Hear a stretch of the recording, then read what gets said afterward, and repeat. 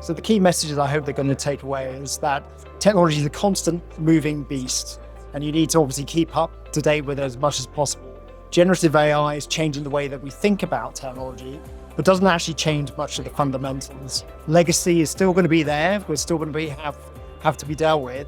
Hopefully, generative AI and new techniques will make that job easier, but it still needs to be managed and owned.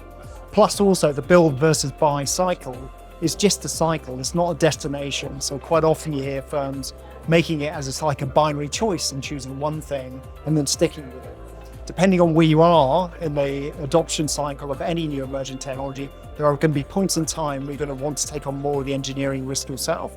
And there are going to be other points in time where patterns and ideas are more formed and there's more product out there that can do what you want to do, where you might want to take a buy decision. And generative AI changes that quite dramatically because nobody quite knows exactly how it's going to be embedded in the product, very much in the innovation stage. So the two key points I think to take away are, number one, it's a whole firm challenge. So you need to bring the whole firm with you. So that's about education, it's about building commitment, and it's about taking a few risks. And then the second thing really is about how you actually approach the investment decision yourself. So how much you put in at what stage. So at the moment it's fairly small, but at some stage it could get larger. So how are you going to plan that out within your roadmap?